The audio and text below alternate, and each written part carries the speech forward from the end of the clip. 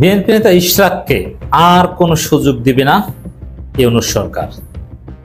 সরকার কঠিন অবস্থানে, ইশরাকের সাথে সরকারের বড় কিছু ঘটতে পারে, এমনকি ইশরাককে গ্রেপ্তার করার প্রয়োজন হতে পারে। শেখ হাসিনা যেভাবে এখনো মাননীয় প্রধানমন্ত্রী, ইশরাক হোসেনও তেমনিভাবে মাননীয় মেয়র, এবং আমার কাছে মনে হয়েছে বাংলাদেশের রাজনীতিতে একটি কলঙ্কজনক অধ্যায় তিনি রচিত করেছেন। আপনি নিশ্চিত থাকেন আপনার এই কার্যক্রমকে বাংলাদেশের শতকরা 99% মানুষ অপছন্দ করে।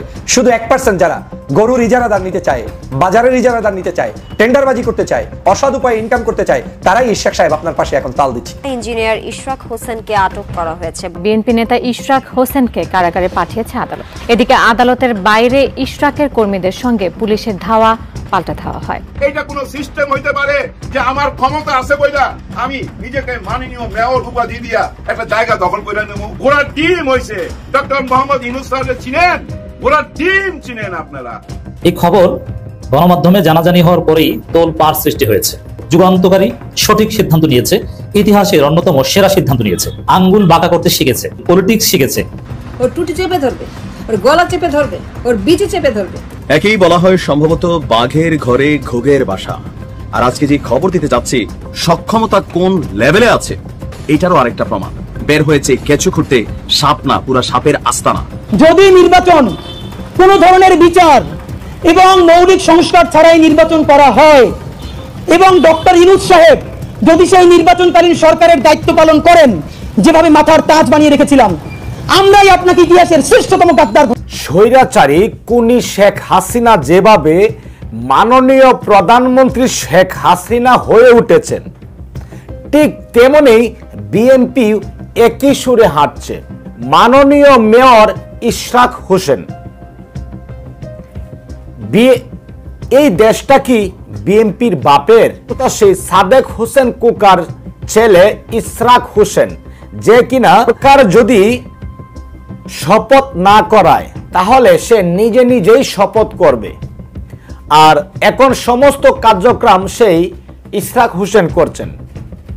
এদিকে ডক্টর ইউনূস কিন্তু এবার খেপে গেছেন, আর শেষ রক্ষা হচ্ছে না বিএনপির। তো সবকিছু মিলিয়ে আজকের এই ভিডিওটি অত্যন্ত গুরুত্বপূর্ণ।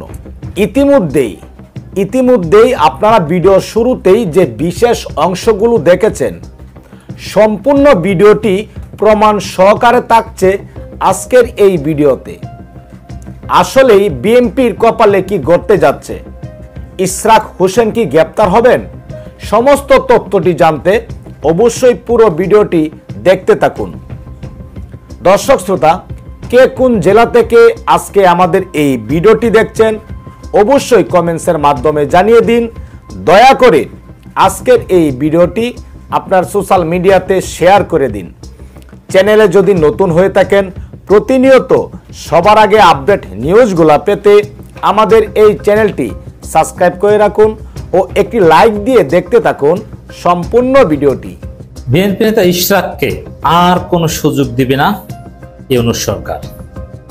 সরকার কঠিন অবস্থানে, ইশরাকের সাথে সরকারের বড় কিছু ঘটতে পারে, এমনকি ইশরাককে গ্রেপ্তার করার প্রয়োজন হতে পারে। যদিও গ্রেপ্তারের দিকে হয়তো বা যাবে না, কিন্তু বিএনপির হাইকমান্ডের মাধ্যমে ইশরাককে নিবৃত্ত করার চেষ্টা বা নানানভাবে এ বিষয়টা ডিল করার চেষ্টা ইউনূস সরকার করছে। একটা বিষয় স্পষ্ট করা হয়েছে, যেটা একটা জল্পনা কল্পনার অবসান। বিএনপি যতই বলুক, বিএনপির বড় বড় আইনজীবীরা তাকে দাওয়াত দিয়ে তার নামের পেছনে যতই মাননীয় মেয়র লেখুক, আর নগর ভবন দখল করে মাননীয় মেয়র লেখে নিজেই চেয়ারে বসে যাক, সরকার সাফ জানিয়ে দিয়েছে যে তাকে শপথ পড়ানোর কোনো সুযোগ নেই। এর মানে ঢাকার শহর যদি উল্টে ফেলেন, তারপরে ইশরাককে শপথ পড়ানো হবে না। এখন ইশরাক এরকম করবেন, করেন, মানুষ তো গালি দিচ্ছে ইশরাককে। আমার দেশ লেড নিউজ করেছে, লন্ডনের সফলতা ইশরাকে মিলান। লেড নিউজ, রেড কালার, যে সরকারের সাথে বিএনপি একটা আলোচনায় যে যথেষ্ট অগ্রগতি হয়েছিল, নির্বাচন বিষয় বা ইত্যাদি ইত্যাদি, যথেষ্ট একটা ভালো পরিবেশ ছিল। বিএনপি বলেছিল যে ইতিহাসের পাতায় সোনালী অক্ষরে লেখা থাকবে, কিন্তু না, ইশরাক এগুলো সব ধ্বংস করেছে। মানুষ ধুমায় গালাগালি করছে ইশরাককে, বিএনপিকে। ঢাকা দক্ষিণ এলাকা থেকে মানুষ চলতে পারছে না, যানজট, নগর ভবন অচল, সেবা পাচ্ছে না। এইটা কার কারণে? মানুষ কিন্তু গালি ইউনূস সরকারকে দিচ্ছেন, আসিফ মাহমুদকে দিচ্ছেন, দিচ্ছে ইশরাককে। ইশরাক এগুলো কি করছেন? আর এটা তো সহজ হিসাব যে হাসিনার আমলে নির্বাচন, মেয়াদ শেষ, 5 বছর শেষ, আপনি কোন যুক্তিতে মেয়র হতে চান? একটা মিনিমাম কমন সেন্স তো থাকা দরকার। তো মানুষ এখানে কেউ ইশরাকের পক্ষে না, কেউ এখানে ইউনূস সরকারের বিপক্ষে না, সবাই ইশরাককে গালাগালি করছে। আমার দেশের মতো পত্রিকা এখানে ইশরাকের বিরুদ্ধে রিপোর্ট করেছে যে এগুলোতে জনগণ অতিষ্ঠ। 70টা তালা ঝুলিয়েছে নগর ভবনের বিভিন্ন ফটকে, 70টা তালা। আপনি চিন্তা করেছেন? এখন যতই তালা ঝুলানোর মাননীয় মেয়র লেখুন, ইশরাকের ক্যারিয়ার এখানে শেষ। আমি মনে করি যে আকাম করেছে নির্বাচনে জিততে পারবে না। যে জনগণ ভোট দেবে ওই জনগণকে জিম্মি করে এতদিন কষ্ট দিয়েছে, ওই জনগণ ভোট দিবে, আপনাকে দিবে না। শেখ হাসিনা যেভাবে এখনো মাননীয় প্রধানমন্ত্রী, ইশরাক হোসেনও তেমনিভাবে মাননীয় মেয়র।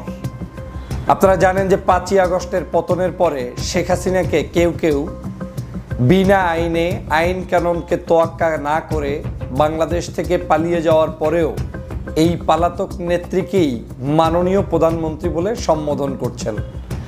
শুধু কেউ কেউ করছেন না, স্বয়ং শেখ হাসিনাই কোনো দেশের কাছে চিঠি লেখলে, কারো শোক দিবস জানাতে গেলে কিংবা কোনো বিবৃতি দিতে গেলে সেখানে উল্লেখ করেন এখনও তিনি বাংলাদেশের মাননীয় প্রধানমন্ত্রী।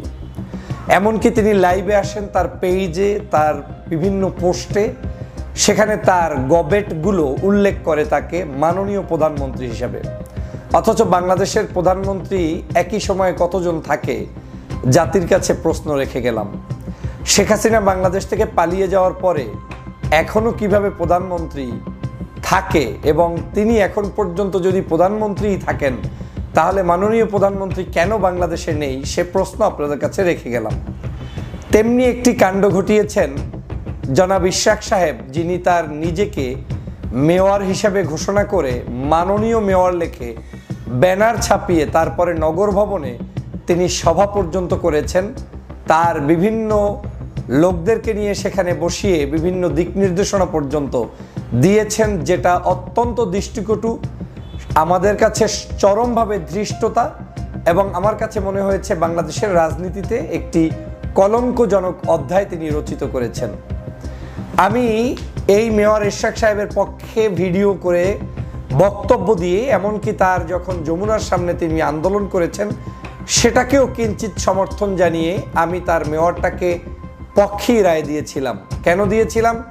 আমার কাছে মনে হয়েছে চট্টগ্রামের সিটি কর্পোরেশনের মেয়র ডাক্তার শাহাদাত সাহেবকে যেই আইনের ভিত্তিতে দেওয়া হয়েছে, এই একই আইনে ঢাকা সিটি কর্পোরেশনের মেয়র সাদেক হোসেন সাহেবের সন্তান ইশরাক সাহেবকেও দেওয়া উচিত। এবং পাশাপাশি শুধু তাদেরকেই না, চরমনাইয়ের পীর সাহেবের ভাই এবং ইসলামী আন্দোলন বাংলাদেশের সিনিয়র নায়েবে আমির, বরিশাল সিটি কর্পোরেশনের মেয়র প্রার্থী জনাব মুফতি ফয়জুল করিম সাহেবকেও মেয়র হিসেবে দেওয়া উচিত ছিল। কেন বলেছিলাম সেই সময় দেওয়া উচিত ছিল? এর অন্যতম কারণ হচ্ছে সরকার একটি জায়গায় দিয়ে দিয়েছে এবং সেই একটি জায়গায় দেওয়ার কারণে বাকি 2টি জায়গায়ও তাদের প্রাপ্যতা রয়েছে। কিন্তু আমি তাদের প্রতি সেই সহানুভূতি জানিয়ে বক্তব্য দিয়েছি, বিবৃতি দিয়েছি, চরমনাইয়ের পীরের পক্ষে তখনও বলেছি, এখনও বলছি, যদি সরকার ইশরাককে মেয়র দেয় অবশ্যই চরমনাইয়ের পীরের ভাইকেও মেয়র দিতে হবে। সেখান থেকে আমি কিঞ্চিত সরছি না। মাইনা নেওয়া যাচ্ছে না আরেকজনকে। হ্যাঁ স্যার, হ্যাঁ ডক্টর ইউনূস স্যার, আপনাকেও মাইনা নেওয়া যাচ্ছে না। তার বড় ভাইয়ের বউ, তার প্রেমিকা।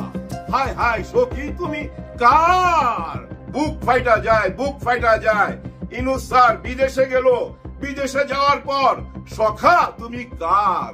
তুমি কার হয়ে গেলা?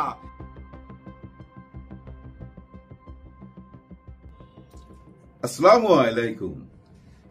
মাননীয় শেখ হাসিনা, মাননীয় প্রধানমন্ত্রী শেখ হাসিনা, এখন থেকে কিন্তু এটা বলতে হবে। আজকে দিন তারিখটা লেখা রাখেন আপনারা। এই তারিখ থেকে, মানে আজকে 16ই জুন, হ্যাঁ তাই হবে বোধহয়। আপনারা একটু দিন তারিখটা আমার এই যে কমেন্ট বক্সে একটু লেখা দিবেন, কারণ এর ইয়াদ রাখার জন্য। আজকে থেকে কিন্তু প্রতিষ্ঠিত হয়ে গেল, আপনি যা ইচ্ছা তাই করতে পারেন। যেমন শেখ হাসিনা মাননীয় প্রধানমন্ত্রী, উনি নিজেই লেখেন প্রধানমন্ত্রী শেখ হাসিনা, বাইরে যখন চিঠি পাঠান উনি এটা দাবি করেন। কিন্তু ঠিক তেমনি আজকে একটা দাবি জানাইলেন আমাদের ইশরাক সাহেব যে উনিও মাননীয় মেয়র, হ্যাঁ উনি একটা নিজেই ব্যানার লেখছেন, মানে ওনার লোকজন, উনি তো আর লেখেন না, ওনার লোকজন। কারণ ওই নগর ভবনের ভিতরে প্রচুর বিএনপি পন্থী আছে ভাই, কেন থাকবে না, বুঝছেন না? আগামীতে ক্ষমতায় যাচ্ছে বিএনপি, এটা বুঝা পালাইছে অনেকে।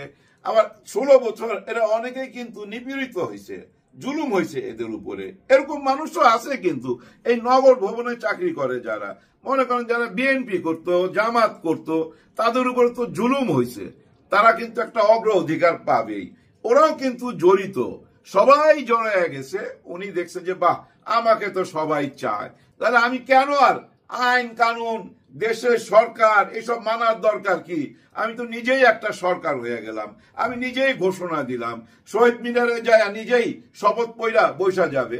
আজকে উনি মাননীয় লেখা একটা সম্মেলন করছেন এবং আজকে থেকে ওনার কথাবার্তায় এই নগর ভবন চলবে, সবাস, নো প্রবলেম। কিন্তু ওই যে দিন তারিখটা কেন লিখতে বললাম জানেন? আজকে থেকে প্রতিষ্ঠিত হয়ে গেল যে আপনি যে কোনো উপায় হোক দখল করতে পারেন এবং সেটা আইন সিদ্ধ করে নিতে পারেন যুক্তি তর্ক দিয়া। পৃথিবীর সমস্ত যুক্তি তর্ক ভাই আমার নিজের মক্কেলের জন্য, মনে করেন আমি একজন উকিল, আমার মক্কেলকে বাঁচাইবার জন্য যত রকম যুক্তি তর্ক আছে আমি আনবই। ঠিক তেমনি নিজেকে বাঁচাইবার জন্য বা নিজের কথাটাকে সত্য বানাইবার জন্য অনেক রকম যুক্তি তর্ক দেওয়া যায়। সরকার কেন দিচ্ছে না সেটা কিন্তু আমরা মোটামুটি ক্লিয়ার।